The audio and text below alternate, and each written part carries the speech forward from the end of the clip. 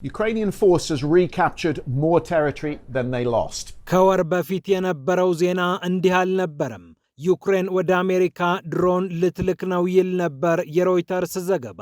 ፔንታገን የውጊያ ድሮን የበላይነት ድሮን ዶሚናንስ የሚባል አንድ ፕሮግራም አምጥቶ በፍጥነት ድሮን መታጠቅ አለብኝ ሲል ወስኗል። ይህንንም ለማሳካት ከየትኛውም ሀገር ድሮን ማምጣት አለብኝ ሲል ወገቡን አስሮ ተነስቷል። ዩክሬንም እዚህ ፕሮግራም ውስጥ ተካተተች። 6 የዩክሬን ድሮን አምራቾች ወደ አሜሪካ ኤክስፖርት የሚደረገውን ድሮን በተመለከተ ይሁንታ ተሰጣቸው ተባለ።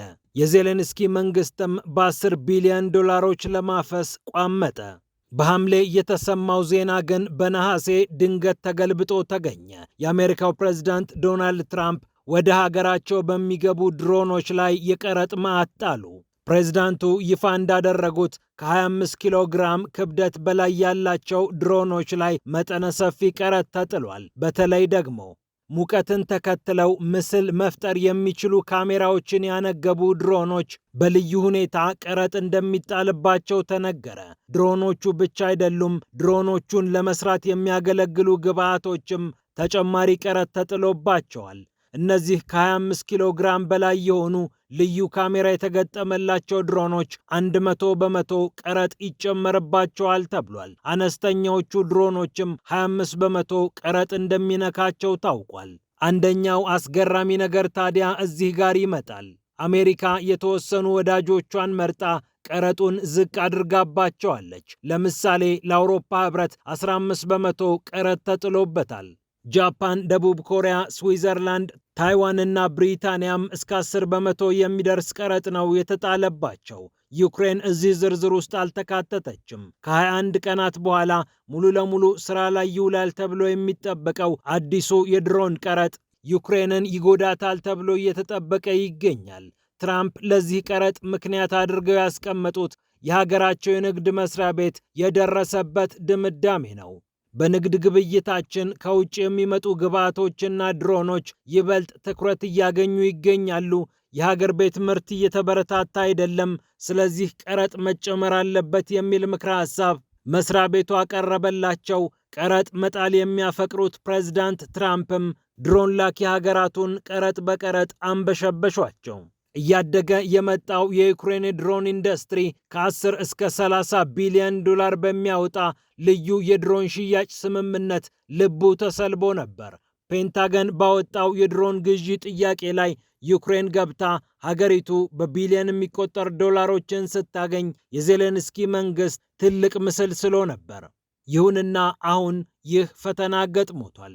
ሀገረ ዩክሬን በ2023 እስከ 800,000 ድሮኖችን በአንድ ዓመት ታመርት ነበር። ከጊዜ ወደ ጊዜ እየፈረጠመ የመጣው የድሮን ኢንዱስትሪዋ በዚያ አልቆመም።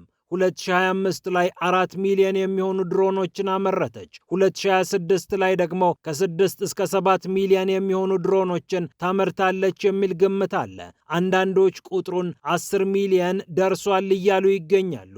ሀገሪቱ እየገነባች ያለው የድሮን አቅም ጂኦፖለቲካዊ ተጫዋችነቷንም ከፍ እያደረገላት መጥቷል። በኢራኑ ጦርነት ወቅት ዜሌንስኪ ይህንን ቀዳዳ በሚገባ ለመጠቀም ሞክረዋል። ወደ ገልፍ ሀገራት ኤክስፐርቶቻቸውን ልከው ድሮኖቻቸውን አሻግረው የአየር መከላከያ ስርዓታችሁን እንገንባላችሁ ብለው ከፍተኛ ድርድር ሲያደርጉ ቆይተዋል። ገንዘባችሁን በድሮን ኢንዱስትሪያችን ላይ አፍስሱልን እና እኛ ደግሞ ራሳችሁን እንድትከላከሉ እንረዳችኋለን ብለው አጋጣሚውን በሚገባ ተጠቅመውበታል። እርግጥ ነው የኢራኑ ግጭት የገልፍ ሀገራት በዩክሬን ላይ እንዲንጠለጠሉ አላደረጋቸውም። በጨነቃቸው ሰዓት ግን ወደ ዩክሬን ፊታቸውን አዙረው አዳዲስ ድሮኖችንና ባለሙያዎችን ለማምጣት ሞክረዋል። የኢራን ሻሂድ ድሮኖች በሩሲያ ገብተው ዩክሬንን ክፉኛ እንደጎዱ የምታውቀው ኪየቭ ድሮኖችን ብቻ ሳይሆን ጸረ ድሮኖችንም በማምረት ልዩነት ፈጥሬያለሁ ብላ ለዓለም ራሷን እየሸጠች ትገኛለች። እነዚህ ድሮኖች እንዴት እንደሚሰሩ እናውቃለን ብላ ኪየቭ ምክረ ሐሳቦችን ለተለያዩ የመካከለኛው ምስራቅ ሀገራት ስታሻገር ቆይታለች። እዚህ ጋር ደግሞ ከአሜሪካ ጋር የድሮን ንግድ ላይ ለመሰማራት የፈለገችው በሁለት መሰረታዊ ምክንያቶች ነው። አንደኛው አሜሪካ ከፍተኛ ገንዘብ በድሮን ኢንዱስትሪዋ ላይ ስለምታፈስላት፣ ሁለተኛው ደግሞ አሜሪካ ራሷ የዩክሬን ጥገኛ ሆና ዩክሬን በዚህ መሃል የመደራደር አቅሟን ከፍ ለማድረግ ስለምታስብ ነው። የአሜሪካው ፕሬዝዳንት ዶናልድ ትራምፕ ዩክሬን በዚህ ጦርነት ብዙ ገንዘብ አፍሳለች፣ የጦር መሳሪያዎቻችንንም አፍሳ ወስዳብናለች የሚል ክስ በተደጋጋሚ ያቀርባሉ። አሁን ዜሌንስኪ ይህንን ምስል ቀይረው አሜሪካ ከዩክሬን ድሮን የምትወስድ ሀገር እንድትሆንላት ይፈልጋሉ። ፔንታገን የዩክሬንን ድሮኖች በአነስተኛ የገንዘብ መጠን መውሰድ ስለሚችል ዩክሬንን የተሻለ የንግድ አጋር አድርጎ ሊመለከታት እንደሚችል ግልጽ ሆኖ ቆይቷል። ታዲያ ከመከላከያ መስሪያ ቤታቸው ይልቅ የንግድ መስሪያ ቤታቸውን የሰሙት ትራምፕ የድሮን ግዢ ላይ ቀረጥ ለመጣል ተገደዋል። ዩክሬን ከሩሲያ ጋር በገባችበት ፍልሚያ ባለስቲክ ሚሳኤሎችን ሰማይ ላይ ጠልፈው የሚጥሉ ጸረ ሚሳኤሎችን መታጠቅ አብዝታ የምትፈልግ ቢሆንም በድሮን ኢንዱስትሪዋ ግን ራቅ ብላ ተራምዳለች። ረጅም ርቀት ተጓዥ የሆኑ በሺዎች የሚቆጠሩ ኪሎ ሜትሮችን አሻግረው ሩሲያን በጥልቀት መምታት የሚችሉ ድሮኖችን አምርታ ከፍተኛ ትግል ላይ እንደምትገኝም የታወቀ ነው። ከጊዜ ወደ ጊዜ ከአሜሪካ የሚመጣው የጦር መሳሪያ እየቀነሰ ከምትረዳው ይልቅ የምትሸምተው እየበለጠ በሄደ ቁጥር የገነባቻቸውን ድሮኖች ለዲፕሎማሲም፣ ለጂኦፖለቲካም፣ ለኢኮኖሚም ጠቃሚ አድርጋ ልትጠቀምባቸው አስባለች ዩክሬን።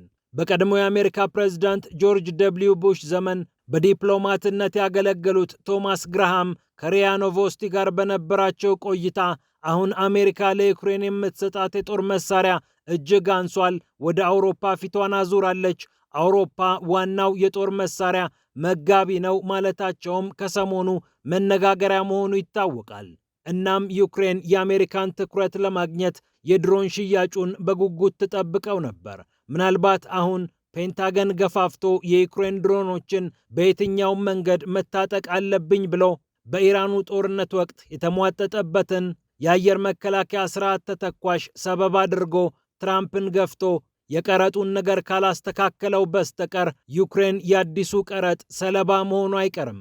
ትራምፕ የዩክሬንን ጉጉት ቀዝቃዛ ውሃ ለመቸለስ 1 ወር ጊዜ ብቻ ነበር ያስፈለጋቸው። Ukraine claims its drone technology has reached a new level.